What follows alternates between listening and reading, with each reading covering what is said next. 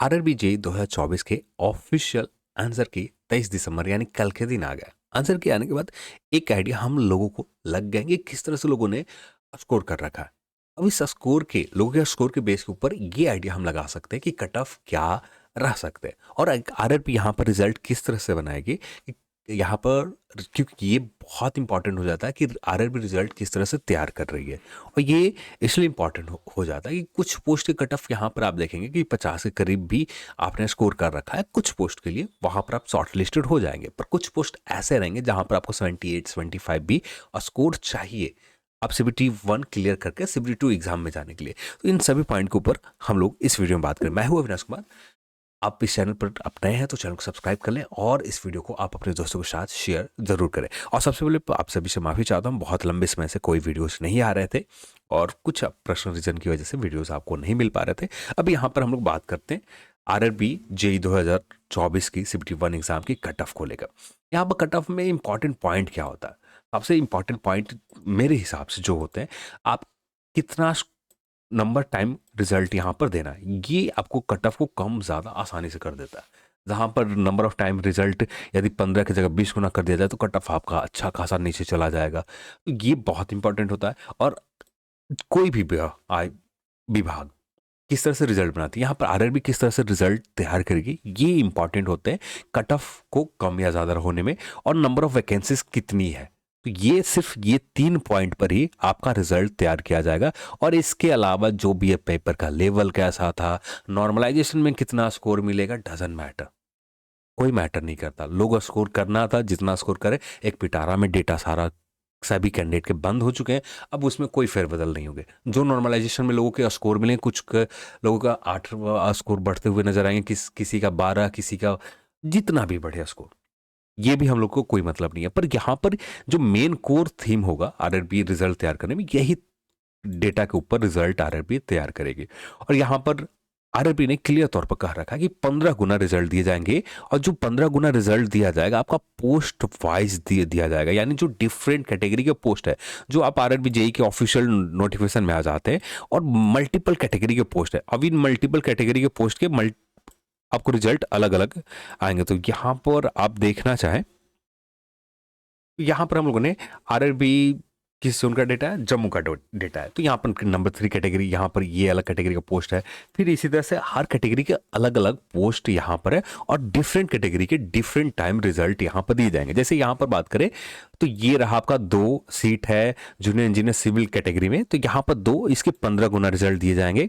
और यहाँ पर 15 यानी 30 कैंडिडेट को कॉल किया जाएगा इस सीबीटी 2 एग्जाम के लिए। तो यहाँ पर इस तरह से रिजल्ट सभी कैटेगरी के अलग अलग रिजल्ट, यहाँ पर 1 सीट है तो यहाँ पर 15 गुना रिजल्ट तैयार किया जाएगा। यहाँ पर बाकी SC ST EWS OBC के पोस्ट ही नहीं है, तो यहाँ पर इन कैटेगरी में रिजल्ट नहीं होगा। जो भी रिजल्ट होंगे यहाँ पर सिर्फ 15। तो यहाँ पर कुछ ऐसे पोस्ट होंगे जहाँ पर आपको 78 8 के स्कोर चाहिए। और जैसे कुछ पोस्ट है यहाँ पर, आप जैसे यहाँ पर 34 वैकेंसी आप देख रहे हैं, अब इसके 15 गुना रिजल्ट दिए जाएंगे तो यहाँ पर रिजल्ट ज़्यादा होगा। और रिजल्ट ज़्यादा होगा तो यहाँ पर कट ऑफ कम होंगे। यहाँ पर आप 68 के आसपास या 55 के आसपास का स्कोर रहते, तो यहाँ पर इस तरह से कट ऑफ रहेंगे। तो ये रहेगा आरआरबी का रिजल्ट बनाने के तरीके। यानी 15 गुना रिजल्ट कॉल तो किए जाएंगे, पर 15 गुना जो कॉल किए जाएंगे ओवरऑल कॉमन पोस्ट मानकर कॉल यहां पर नहीं किए जाएंगे। यहां पर डिफरेंट पोस्ट है तो डिफरेंट कैटेगरी के पोस्ट के डिफरेंट कट ऑफ होंगे। अब ये आपको आइडिया जो पुराने कट ऑफ मैं आपको दिखा देता हूं, ये आरआरबी भोपाल जोन का कट ऑफ है जो 2018 में सीबीटी 1 एग्जाम में किस तरह से आरआरबी भोपाल ने कट ऑफ बनाया था। ये आप देख रहे हैं डिफरेंट कैटेगरी का पोस्ट है, यहाँ कैटेगरी वाइज पोस्ट नंबर लिख दिए गए 69 67 64। ये डिफरेंट कैटेगरी जो आरआरबी भोपाल जोन में उस समय वैकेंसीज आए थे, और उस समय ये इस तरह से कुछ कट ऑफ गए थे। कुछ पोस्ट जो जहाँ पर वैकेंसीज के नंबर बहुत ज़्यादा कम है वहाँ पर 70 कट ऑफ गए, और जिसके वैकेंसी के नंबर ज़्यादा थे यहाँ पर 66 गए, कुछ पोस्ट के 55 भी गए, तो इस कुछ पोस्ट के 78 भी गए। तो अलग अलग कैटेगरी वाइज पोस्ट का कट ऑफ अलग अलग गए थे। आप किस कैटेगरी से बिलोंग करते हैं, जनरल EWS, ये तो आपका अलग हो गया। जो पोस्ट का कैटेगरी है ये भी आपका अलग हो गया। तो इस तरह से आपको रिजल्ट तैयार किया जाएगा, तो ये मैटर करेगा। नॉर्मलाइजेशन मार्क्स आपको जो भी स्कोर आरआरबी जिस तरह से इनका नॉर्मलाइजेशन मेथड काम करेगी उसके अकॉर्डिंग आपको स्कोर एक्स्ट्रा जो भी मिलता है जो आपके फेवर में काम करेगा। एक्स्ट्रा स्कोर मिलता है तो आपके फेवर में होगा, एक्स्ट्रा स्कोर ज़्यादा नहीं मिल पाता तो आपके फेवर में नहीं रह सकता है। तो ये आपके ऊपर, आपकी शिफ्ट में कितना स्कोर कर रखा है उसके ऊपर मैटर करेगा। अब यहाँ पर देखें एवरेज स्कोर लोगों का क्या है। तो यहाँ पर 17 दिसंबर के जब जिस पेपर में हुए थे वहाँ पर लगभग लगभग 9,676 कैंडिडेट ने सैंपल डाल रखा है, जिनमें से इनका एवरेज स्कोर निकल कर आया 44.342। ये कुछ एवरेज स्कोर निकल कर आ रहे हैं। अब यहाँ पर एक चीज और समझने की जरूरत है। तो ये जो डेटा है, ये डेटा सिर्फ 9,676 कैंडिडेट, और पहली शिफ्ट में कैंडिडेट के एग्जाम देने वाले कैंडिडेट लाखों में है, पर यहाँ पर डेटा सिर्फ 9,676 कैंडिडेट के। आप एसएससी के एग्जामों में जो डेटा इंटरनेट के ऊपर अवेलेबल होते हैं वहां पर ज्यादातर कैंडिडेट एक्टिव कैंडिडेट होते हैं, और जो अपने स्कोर को जहां पर भी अपना आंसर की चेक करते हैं, रैंक में रैंक है, तो सभी लोग वहां पर जाकर अपना आंसर की एक बार सबमिट जरूर करते हैं। पर रेलवे जेई की जैसे एग्जामों में यहाँ पर ऐसा बहुत कम है। जो अवेयर है इन सभी चीज़ों से वही लोग यहाँ पर इस तरह से स्कोर अपना चेक कर रहे हैं। नहीं तो बाकी अपना जो क्लासिक तरीका है, अपने हाथों से स्कोर, अपने जो मैनुअली स्कोर आंसर की चेक किया और स्कोर मिलाने के बाद शांत बैठ गए, और उन्होंने अपना इंटरनेट के ऊपर कहीं भी अपना आंसर की सबमिट नहीं किया, स्कोर कहीं नहीं दिया, तो जो यहाँ पर वेरिएशन रखेंगे कट ऑफ पे। तो ये इंटरनेट का जो एवरेज स्कोर है। अब यहाँ से जैसे एवरेज स्कोर तो एक ये 9,676 कैंडिडेट है, जिनमें से कुछ कैंडिडेट होंगे जो 35 स्कोर कर रखा होगा, फिर भी इनके स्कोर शामिल है इसमें 44 में। कुछ स्कोर कैंडिडेट होंगे जो 85 पे स्कोर कर रखा होगा, इनके भी इस स्कोर में शामिल है। तो एवरेज स्कोर है सिर्फ इन जो 9,676 कैंडिडेट है इनके बीच की जो स्कोर किया, इनके एवरेज सम है। तो बस इससे ज़्यादा इससे मतलब नहीं है। एवरेज स्कोर हाँ एक आइडिया आपको दे सकता है कि इससे ज्यादा स्कोर कर रखा है, यानी 44.34 है, इससे थोड़ा सा ज्यादा स्कोर कर रखा है तो आप CBT1 एग्जाम क्लियर कर सकते हो। पर यहां पर ये एक मैटर और करेगा कि आप किस पोस्ट के लिए एलिजिबल हो। अब जिस पोस्ट के लिए एलिजिबल हो वहां पर कंपटीशन पहले से ही टफ है, ठीक, तो वहां पर कट ऑफ ज्यादा जाएंगे। तो यहाँ पर कुछ पोस्ट के ऊपर कट ऑफ आपको ये जो एवरेज स्कोर है इससे 50 के करीब भी आपको मिलेंगे, और कुछ पोस्ट के ऊपर आपको 55 भी होंगे, कुछ 60 के करीब जाएगा, कुछ पोस्ट यहाँ पर 70 के करीब भी कट ऑफ रहेंगे। तो यहाँ पर मैं ओवरऑल बात करूं, चाहे इनमें से किसी भी कैटेगरी, लगभग ऑल सभी शिफ्ट में एक जैसा ही है। कुछ में आपको यहाँ पर लास्ट 2 शिफ्ट में देखेंगे, 3 शिफ्ट ये यहाँ पर देखें तो 50 के करीब जाते हैं, 50 से ज़्यादा जाते हैं।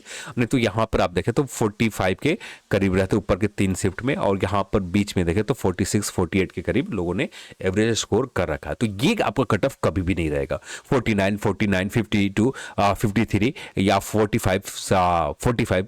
इनमें से जो जिन्होंने ज़्यादा स्कोर कर रखा है उनका ज़्यादा चांसेस है जो किसी भी पोस्ट के ऊपर एलिजिबल हो, यदि एलिजिबल हैं वहाँ पर वो शॉर्ट लिस्टेड हो जाएंगे। और जो लोग ये इस स्कोर के आसपास है तो आप इस स्कोर से कम 10 स्कोर ज़्यादा आप रखते हो, यानी 44 है तो आप 54 स्कोर रखते हो तो आप 72 एग्जाम में आप लग जाओ।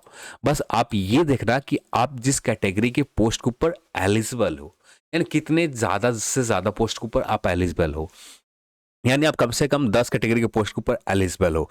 अब इस 10 कैटेगरी में आपके पास post total number of vacancies 50 है, ठीक है।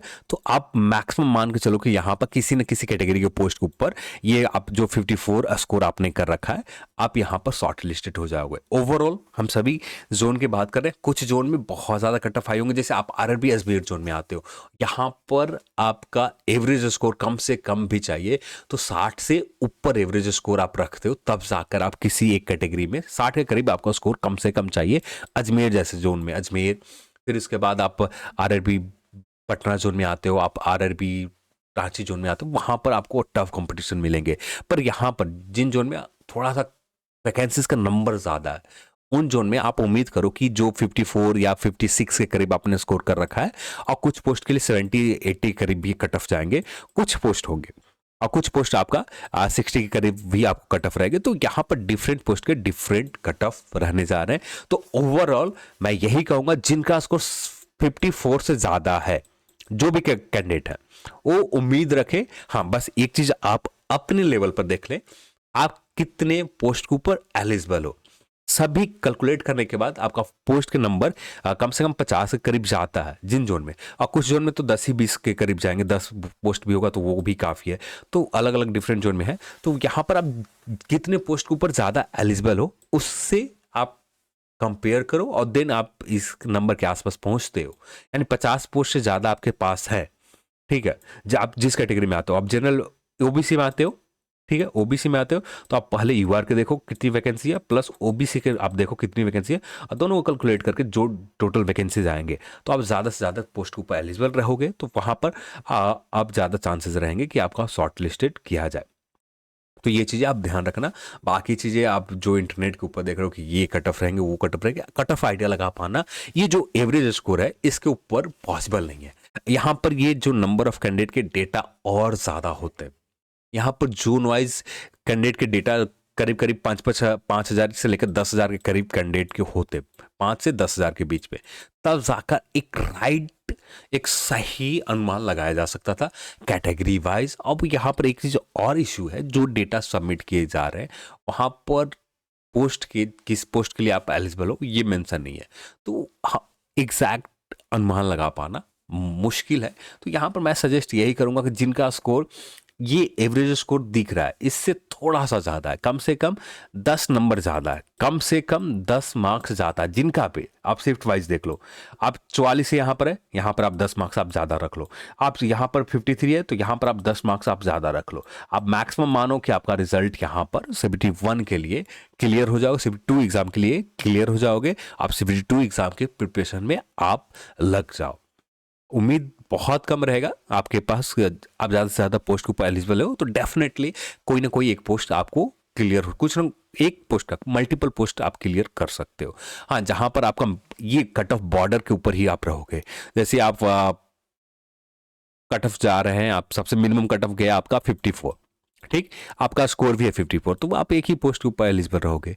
आप कम से कम आपका स्कोर 60 है तो आप 60 के इस बीच के स्कोर में लगभग 2 से 3 पोस्ट आ गए, तो आप 3 पोस्ट के ऊपर एलिजिबल रहोगे, तो यहाँ पर अलग अलग चीज़ें वर्क करेगी। तो यहाँ पर एक चीज़ नहीं है कि आपका भैया कोई भी स्कोर हो, तो यहाँ पर मैं सजेस्ट यही करूँगा जो यूट्यूब पर चल रहा है, इससे बेहतर है कि आप अपने प्रिपरेशन के ऊपर ध्यान दो।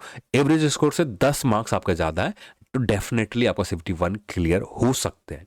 और एग्जैक्ट कर के अनुमान लगा पाना आसान काम नहीं है, तो इसके ऊपर डेप्थ में डिटेल में काम करने में बहुत ज़्यादा समय लग जाता है। तो उम्मीद ना के बराबर है कि इसके ऊपर डिटेल में जोन वाइज काम की जाएगी। तो जो भी है यहाँ पर हम लोग कट ऑफ के ऊपर हाँ कुछ चीज़ें निकल कर आएंगे और डेटा और उसको एनालाइज करने के बाद कुछ आइडिया मिलेंगे, तो देन हम लोग उससे बात करेंगे आने वाले वीडियोस में। और यदि आइडिया कुछ नहीं मिलता है तो देन वैसे के वैसे ही रहेंगे। तो चलिए आज की इस वीडियो में तो नहीं, और इस वीडियो को देखने के लिए आप सभी को बहुत बहुत धन्यवाद। जय हिंद।